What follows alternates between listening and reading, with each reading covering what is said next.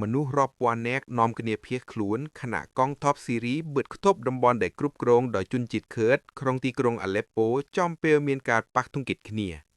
มนุษย์รอบเมืองแนกเพียขลุ่นปีตีกรงอเลปโปประเทศซีรีกรอยเมียนการปักทุงกิจเนียอย่างคลั่งคลาหรือเวียงกองตอบหนังกองกำลังเคิร์ดมนุษย์รอบเมืองแนกบานเพียขลุ่นเจนปีประเทศสมบัยอบพวกเก๋ขนงตีกรงอเลปโปประเทศซีรีบรรตัวปีกองตอบบานประกาศสังกัดประบจุนจิตเคิดจำนวนปีทาจีดำบอลโยธีหวดจิตจอมเปลเมียนกาปะถึงเกกเนียระยะเปลปีทั้งไงจอบเนียจีมวยกองกำลังประเชียทัปไตยซีรี SDF ได้ดึกน้อมได้จุนจิตเคิด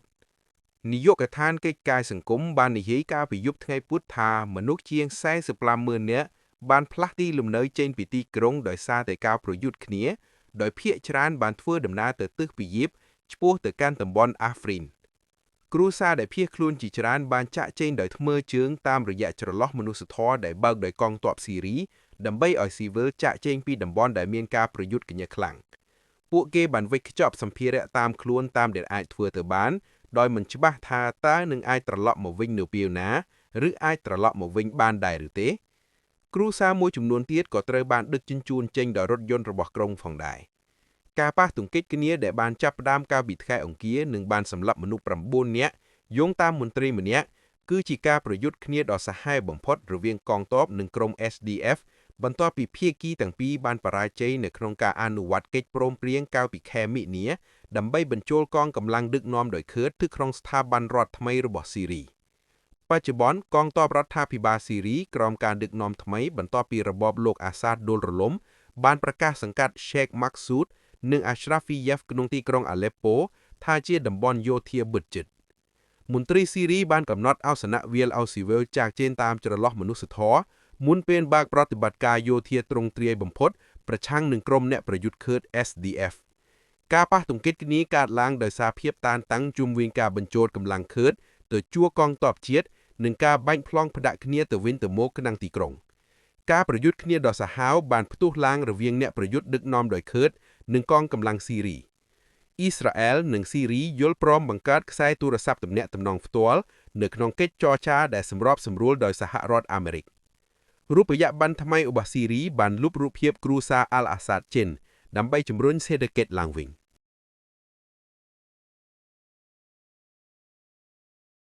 อเมริกประกาศท้านันกรุบกรองการลวกเปรงระบำเวเนซุเอลาโดยเขมรเปลกำหนดที่กรุงวอชิงตันสหรัฐอเมริกบานประกาศท้าคลูนนันกรุบกรองและการลุกเปรงระบำประเทศเวเนซุเอลาโดยเขมรเปลกำหนด indefinitely การประกาศนี้ធ្វើឡើងដោយរដ្ឋមន្ត្រីក្រសួងថាមពលអាមេរិកលោក Chris Wright កាលពីថ្ងៃពុធទី7ខែមករាឆ្នាំ2026បន្ទាប់ពីមានប្រតិបត្តិការយោធារបស់អាមេរិកនៅវេណេស៊ុអេឡានិងការផ្លាស់ប្តូរអំណាចក្នុងប្រទេសនេះលោក Chris Wright បានបញ្ជាក់ថាសហរដ្ឋអាមេរិកនឹងធ្វើជាអ្នកទីផ្សារនិងលូកប្រេងឆៅដែលចេញពីប្រទេសវេណេស៊ុអេឡាលោកបានថ្លែងនៅក្នុងព្រឹត្តិការណ៍ថាមពលមួយថា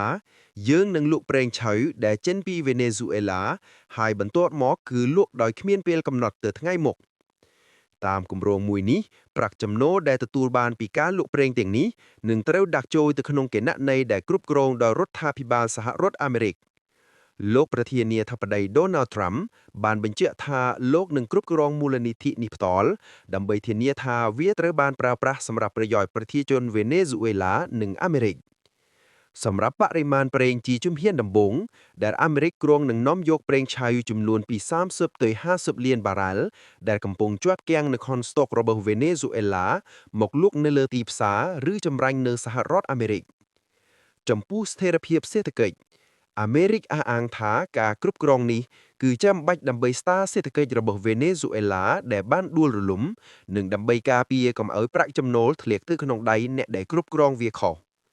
ផ្នែកខ្លះពីប្រាក់ចំណូលអាចនឹងត្រូវប្រើប្រាស់ដើម្បីសងបំណុលដល់ក្រុមហ៊ុនប្រេងអាមេរិកដូចជា Exxon Mobil និង ConocoPhillips ដែលត្រូវបានរឹបអូសទ្រព្យសម្បត្តិដោយរដ្ឋាភិបាលវេណេស៊ុអេឡាកាលពីអតីតកាលលោក Wright បានសង្កត់ធ្ងន់ថាការគ្រប់គ្រងការលូកប្រេងគឺជា leverage ឬអំណាចតថ្លៃដ៏សំខាន់ដើម្បីជំរុញឲ្យមានការផ្លាស់ប្ដូរដែលចាំបាច់នៅក្នុងប្រទេសវេណេស៊ុអេឡាប្រទេសចិនដែលជាអតិថិជនប្រេងដ៏ធំរបស់វេណេស៊ុអេឡាបានរិះគន់យ៉ាងខ្លាំងចំពោះចំណាត់ការនេះ ក្រសួងការបរទេសចិនបានលើកឡើងថាវេណេស៊ុយអេឡាមានអធិបតេយ្យពេញលេញលើធនធានធម្មជាតិរបស់ខ្លួនហើយការដែលអាមេរិកចូលគ្រប់គ្រងនេះគឺជាការរំលោភលើច្បាប់អន្តរជាតិ រុស្ស៊ីប្រើប្រាស់កងនាវាស្រមោល Shadow Fleet ដើម្បីកិច្ចពីទណ្ឌកម្មនិងប្រមូលប្រាក់សម្រាប់សង្គ្រាមខណៈដែលសង្គ្រាមនៅអ៊ុយក្រែនឈានចូលដល់ឆ្នាំ2026ប្រទេសរុស្ស៊ីត្រូវបានគេរាយការណ៍ថាកំពុងពង្រីកការប្រើប្រាស់កងនាវាស្រមោល Shadow Fleet